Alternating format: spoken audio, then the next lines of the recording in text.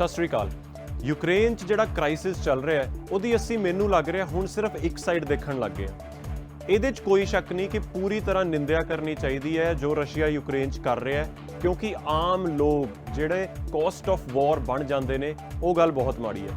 ਲੇਕਿਨ ਇਹ ਕਹਿਣਾ ਕਿ ਇਹ ਅਨਪ੍ਰੋਵੋਕਡ ਅਟੈਕ ਹੈ, ਇਹ ਗੱਲ ਗਲਤ ਹੈ। ਜਿਵੇਂ ਕਿ ਕਹਿੰਦੇ ਹੈ ਕਿ ਅੱਗ ਤੋਂ ਬਿਨਾਂ ਧੂਆਂ ਨਹੀਂ ਹੁੰਦਾ ਜਾਂ ਫਿਰ ਤਾੜੀ ਇੱਕ ਹੱਥ ਨਾਲ ਨਹੀਂ ਵੱਜਦੀ, ਇਹ ਗੱਲਾਂ ਇਸ ਕੇਸ 'ਚ ਵੀ ਹੁੰਦੀਆਂ ਨੇ ਅਪਲਾਈ। ਉਹ ਕਿਵੇਂ ਥੋੜੀ ਜੀ ਗੱਲ ਕਰ ਲਈਏ, ਕਿਉਂਕਿ ਮੈਨੂੰ ਲੱਗਿਆ ਕਿ ਅਸੀਂ ਜ਼ਿਆਦਾਤਰ ਜਿਹੜੀ ਮੀਡੀਆ ਦੀ ਕੰਜ਼ੰਪਸ਼ਨ ਕਰ ਰਹੇ ਹਾਂ, ਖਾਸ ਕਰਕੇ ਜੇ ਇੰਟਰਨੈਸ਼ਨਲ ਮੀਡੀਆ ਦੀ ਗੱਲ ਕਰੀਏ ਤਾਂ ਉਹ US ਮੀਡੀਆ ਜਾਂ ਉਹਦੇ ਐਲਾਈਜ਼ ਦਾ ਮੀਡੀਆ ਹੈ ਜੋ ਸਿਰਫ ਉਹੀ ਸਾਈਡ ਦਿਖਾ ਰਿਹਾ ਜੋ ਅਸੀਂ ਦੇਖਣਾ ਚਾਹੁੰਦੇ ਹਾਂ। ਇਹ ਕਹਿਣਾ ਕਿ ਪਿਊਟਿਨ ਇਹ ਸਭ ਕੁਝ ਕਰ ਰਿਹਾ, ਪਿਊਟਿਨ ਦੇ ਆਪਣੇ ਇੰਨੇ ਸੁਪਨੇ ਨੇ, ਮੈਨੂੰ ਇਹ ਸਮਝਣਾ ਬੜਾ ਮੁਸ਼ਕਿਲ ਲੱਗਿਆ ਕਿ ਪਿਊਟਿਨ ਇੰਨਾ ਪਾਵਰਫੁਲ ਕਿਵੇਂ ਹੋ ਗਿਆ, ਕਿਉਂਕਿ ਸਾਡੇ ਕੋਲ ਜੋ ਫੁਟੇਜ ਆ ਰਹੀ ਹੈ ਉਹ ਕਿਹਾ ਇਹ ਜਾ ਰਿਹਾ ਕਿ ਯੂਕਰੇਨ ਵੀ ਨਹੀਂ ਇਹ ਚਾਹੁੰਦਾ। ਰਸ਼ੀਆ ਦੇ ਆਪਣੇ ਅੰਦਰ ਦੇ ਸਾਡੇ ਕੋਲ ਹੁਣ ਵੀਡੀਓਜ਼ ਆਉਣ ਲੱਗੇ ਕਿ ਪ੍ਰੋਟੈਸਟ ਮਾਰਚਸ ਨਿਕਲ ਰਹੀਆਂ ਨੇ, ਤੇ ਪਿਊਟਿਨ ਇੰਨਾ ਸਟਰੋਂਗ ਕਿਵੇਂ ਹੋ ਗਿਆ? ਕਿ ਉਹ ਹਿਟਲਰ ਤੋਂ ਵੀ ਸਟਰੋਂਗ ਹੋ ਗਿਆ ਜਦੋਂ US ਵਰਗੀਆਂ ਇੰਨੀਆਂ ਵੱਡੇ ਦੇਸ਼ ਬੈਠੇ ਨੇ, UN ਬੈਠਾ ਹੈ, ਤੇ ਫਿਰ ਵੀ ਰਸ਼ੀਆ ਆਪਣੇ ਇਰਾਦਿਆਂ 'ਚ, ਪਿਊਟਿਨ ਆਪਣੇ ਇਰਾਦਿਆਂ 'ਚ ਸਕਸੈਸਫੁਲ ਹੋ ਰਿਹਾ। ਸੋ ਇਹ ਗੱਲ ਹਜ਼ਮ ਹੋਣੀ ਮੁਸ਼ਕਿਲ ਹੈ। ਇਸ ਕਰਕੇ ਮੈਂ ਥੋੜੀ ਹੋਰ ਰਿਸਰਚ ਕੀਤੀ, ਰਸ਼ੀਆ ਦੇ ਆਪਣੇ ਮੈਂ ਜਿਹੜੇ ਚੈਨਲਸ ਨੇ ਉਹ ਦੇਖੇ, ਤੇ ਫਿਰ ਮੈਂ ਪਿਊਟਿਨ ਦੀ ਆਪਣੀ ਸਪੀਚ ਜਾਂ ਜਿਹੜੀ ਉਹ ਜਸਟੀਫਿਕੇਸ਼ਨਸ ਦੇ ਰਿਹਾ ਉਹ ਪੜ੍ਹਨ ਦੀ ਕੋਸ਼ਿਸ਼ ਕੀਤੀ ਤਾਂ ਕਿ ਦੋਵੇਂ ਸਾਈਡਸ ਮਿਲਾ ਕੇ ਆਪਾਂ ਇੱਕ ਬੈਲੈਂਸਡ ਵਿਊ ਬਣਾ ਸਕੀਏ। ਸੋ ਮੈਨੂੰ ਇਹ ਜਿਹੜੀਆਂ ਚੀਜ਼ਾਂ ਸਮਝ ਆਈਆਂ ਉਹਦੀ ਇੱਕ ਗੱਲ ਕਰ ਲਈਏ। ਪਹਿਲੀ ਗੱਲ ਤਾਂ ਬਹੁਤ ਕਲੀਅਰ ਹੈ, ਜਿਹੜੀ ਕੋਲਡ ਵਾਰ ਤੋਂ ਬਾਅਦ ਐਗਰੀਮੈਂਟਸ ਹੋਏ ਸੀਗੇ ਉਹ ਦੋਵੇਂ ਪਾਸਿਓਂ ਟੁੱਟੇ ਆ, ਰਸ਼ੀਆ ਵੱਲੋਂ ਵੀ ਤੇ ਨਾਟੋ ਵੱਲੋਂ ਵੀ।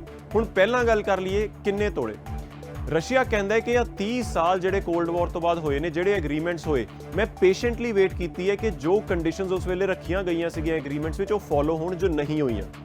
ਕਹਿਣ ਦਾ ਭਾਵ ਕਿ ਨੇਟੋ ਐਕਸਪੈਂਡ ਕਰਦਾ ਜਾ ਰਿਹਾ ਹੈ, ਜਿਹੜੀ ਗੱਲ ਐਗਰੀਮੈਂਟ 'ਚ ਹੋਈ ਸੀਗੀ ਕਿ ਐਕਸਪੈਂਸ਼ਨ ਨਹੀਂ ਹੋਵੇਗੀ।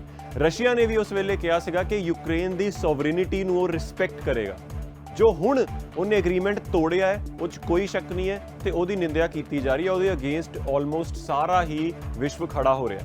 ਪਰ ਇਹ ਗੱਲ ਬਹੁਤ ਜ਼ਰੂਰੀ ਹੈ ਦੱਸਣੀ ਕਿ ਹਾਂ, ਨਾਟੋ ਨੇ ਜਾਂ ਅਮਰੀਕਾ ਨੇ ਕੁਝ ਵਾਰ ਨਹੀਂ ਐਵੇਂ ਕ੍ਰੀਏਟ ਕੀਤਾ, ਲੇਕਿਨ ਨਾਟੋ ਦੇ ਵਿੱਚ ਬਾਕੀ ਦੇਸ਼ਾਂ ਨੂੰ ਲੈਣਾ, ਖਾਸ ਕਰਕੇ ਉਹ ਦੇਸ਼ ਜਿਹੜੇ ਪਹਿਲਾਂ USSR ਦੇ ਵਿੱਚ ਸੀਗੇ, ਇਹਦੇ 'ਚ ਕੋਈ ਸ਼ੱਕ ਨਹੀਂ ਕਿ ਰਸ਼ੀਆ ਨੂੰ ਆਪਣੇ ਖਤਰਾ ਆਪਣੇ ਲਈ ਦਿਖਾਈ ਦੇ ਰਿਹਾ ਸੀਗਾ। ਇੱਕ ਵਾਰੀ ਫਿਰ ਇਹ ਜਸਟੀਫਿਕੇਸ਼ਨ ਨਹੀਂ ਹੈ ਜੋ ਯੂਕਰੇਨ 'ਚ ਹੋ ਰਿਹਾ, ਪਰ ਫਿਰ ਵੀ ਇਹ ਸਾਈਡ ਸਮਝਣੀ ਸਾਡੇ ਲਈ ਬੜੀ ਜ਼ਰੂਰੀ ਹੈ।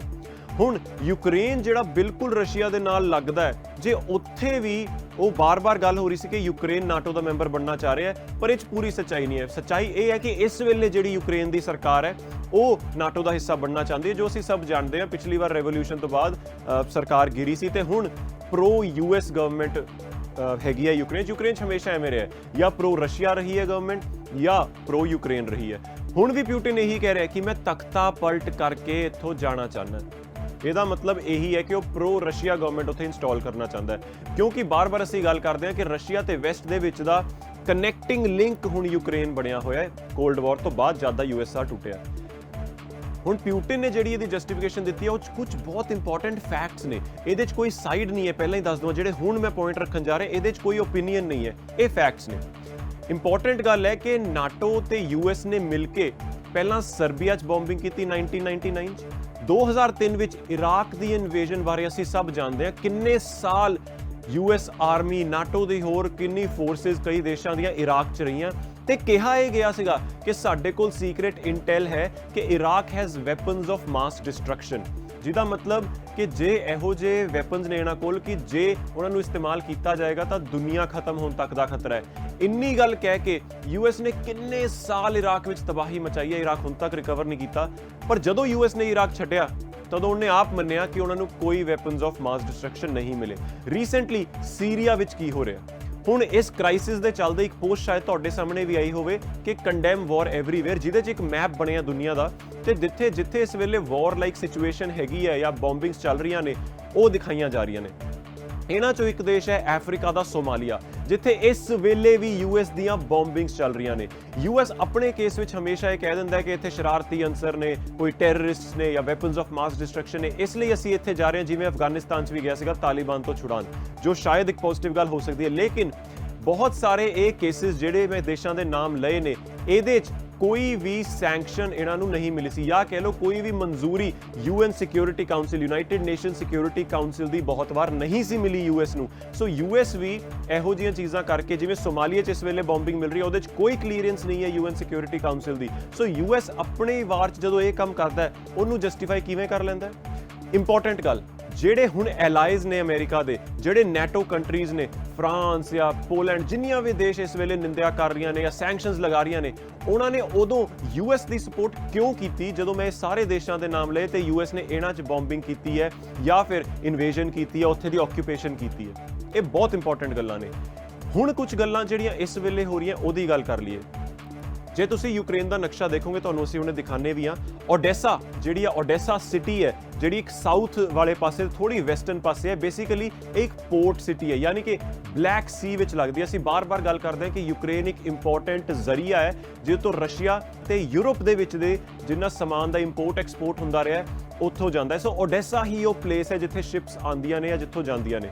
ਹੁਣ ਓਡੈਸਾ ਦਾ ਜਿਹੜਾ ਗਵਰਨਰ ਲਾਇਆ ਗਿਆ, ਉਹ ਬੰਦਾ ਹੈ ਜਾਰਜੀਆ, ਦੇਸ਼ ਜਾਰਜੀਆ ਦਾ ਐਕਸ ਪ੍ਰੈਜ਼ੀਡੈਂਟ ਮਿਖੇਲ ਸਾਕਾਸ਼ਵਿਲੀ। ਇਹ ਬੰਦਾ ਜਾਰਜੀਆ ਵਿੱਚ ਫੇਸ ਕਰ ਰਿਹਾ ਸੀਗਾ ਬਹੁਤ serious charges of abuse of power.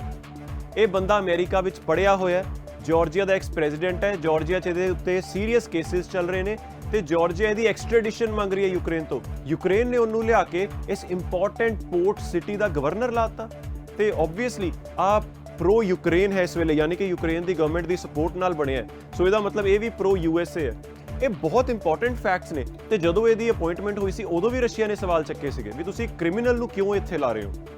ਇਸ ਤੋਂ ਬਾਅਦ ਪੁਟਿਨ ਨੇ ਸਪੀਚ ਵਿੱਚ ਆਪਣੀ ਇਹ ਵੀ ਕਿਹਾ ਕਿ ਇਹ ਜਦੋਂ ਮੈਂ ਕਿਊਬਾ ਵਿੱਚ ਆਪਣੇ ਮਿਜ਼ਾਈਲ ਸਿਸਟਮਸ ਦਿੱਤੇ ਸੀਗੇ, ਤਦੋਂ ਬਹੁਤ ਰੌਲਾ ਪਿਆ ਸੀਗਾ ਕਿ ਰਸ਼ੀਆ ਅਮਰੀਕਾ ਨੂੰ ਅਟੈਕ ਕਰਨਾ ਚਾਹੁੰਦਾ ਹੈ, ਇਸ ਕਰਕੇ ਕਿਊਬਾ ਵਿੱਚ, ਅਮਰੀਕਾ ਦੇ ਇੰਨੀ ਨੇੜੇ ਜਿਹੜਾ south America, Latin American country ਹੈ ਕਿਊਬਾ, ਉੱਥੇ ਮਿਜ਼ਾਈਲਸ ਕਿਉਂ ਲਾਈਆਂ ਜਾ ਰਹੀਆਂ ਨੇ।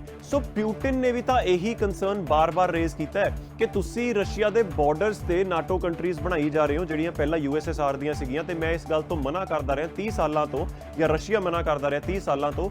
ਤੁਸੀਂ ਉਦੋਂ ਕਿਉਂ ਨਹੀਂ ਸੋਚਦੇ ਵੀ ਤੁਸੀਂ ਮੈਨੂੰ ਵੀ ਤਾਂ ਸੇਮ ਪੋਜੀਸ਼ਨ 'ਚ ਪਾ ਰਹੇ ਹੋ ਕਿ ਮੇਰੇ ਆਸ-ਪਾਸ ਦੀਆਂ ਕੰਟਰੀਜ਼ ਤੁਸੀਂ ਆਪਣੀਆਂ ਮਿਜ਼ਾਈਲਸ ਜਾਂ ਜਿੰਨੇ ਵੀ ਵੈਪਨਸ ਭੇਜ ਰਹੇ ਹੋ ਕਿ ਮੈਨੂੰ ਖਤਰਾ ਨਹੀਂ ਹੈ। ਸੋ ਜੇ ਕਿਊਬਾ ਵਿੱਚ ਰਸ਼ੀਅਨ ਮਿਜ਼ਾਈਲਸ ਆਣਾ ਇੰਨਾ ਖਤਰਾ ਸੀਗਾ, ਤਾਂ ਸੇਮ ਰਸ਼ੀਆ ਤੇ ਅਪਲਾਈ ਕਿਉਂ ਨਹੀਂ ਹੁੰਦਾ, ਜਿਹੜੇ ਬਹੁਤ ਵੈਲਿਡ ਪੁਆਇੰਟਸ ਨੇ। ਇੱਕ ਵਾਰੀ ਫਿਰ ਇਹ ਕੋਈ ਜਸਟੀਫਿਕੇਸ਼ਨ ਨਹੀਂ ਹੈ, ਲੇਕਿਨ ਇਹ ਗੱਲਾਂ ਬੜੀਆਂ ਇੰਪੋਰਟੈਂਟ ਨੇ। ਮੈਂ ਇੱਕ ਚੀਜ਼ ਜੋ ਹੁਣ ਨੋਟਿਸ ਕੀਤੀ ਉਹ ਇਹ ਵੀ ਹੈ ਕਿ ਕਿਹਾ ਜਾਂਦਾ ਹੈ ਕਿ ਨਾਟੋ ਜਿਹੜੀ ਹੈ, it is north Atlantic treaty organisation, ਯਾਨੀ ਕਿ ਜਿਹੜੇ ਵੀ ਦੇਸ਼ ਇਹਦੇ ਮੈਂਬਰਸ ਨੇ ਉਹ ਉਹਨਾਂ ਦੀ ਇਕੁਅਲ ਹਿੱਸੇਦਾਰੀ ਹੈ ਇਹਦੇ 'ਚ। ਲੇਕਿਨ ਜਿੰਨੀਆਂ ਵੀ ਅਨਾਉਂਸਮੈਂਟਸ ਇਸ ਵੇਲੇ ਤੁਸੀਂ ਦੇਖੋਗੇ ਕਿ ਨਾਟੋ ਕੀ ਕਰੇਗੀ ਕੀ ਨਹੀਂ, ਉਹ US ਦਾ ਪ੍ਰੈਜ਼ੀਡੈਂਟ ਕਰ ਰਿਹਾ। ਮਤਲਬ ਸ਼ਰੇਆਮ ਕਿਹਾ ਜਾ ਰਿਹਾ ਕਿ US ਦੀ ਹੀ ਫੋਰਸਿਸ ਨੇ, ਇਹ ਨਾਟੋ ਸਭ ਦਾ ਬਰਾਬਰ ਨਹੀਂ ਹੈ, US he is the central power of this. ਬਾਕੀ ਦੇਸ਼ ਨੂੰ ਮੰਨਣੀ ਹੀ ਪੈਣੀ, ਬਾਕੀ ਦੇਸ਼ਾਂ ਨੂੰ, ਨਾਟੋ ਦਿਆਂ ਨੂੰ US ਦੀ।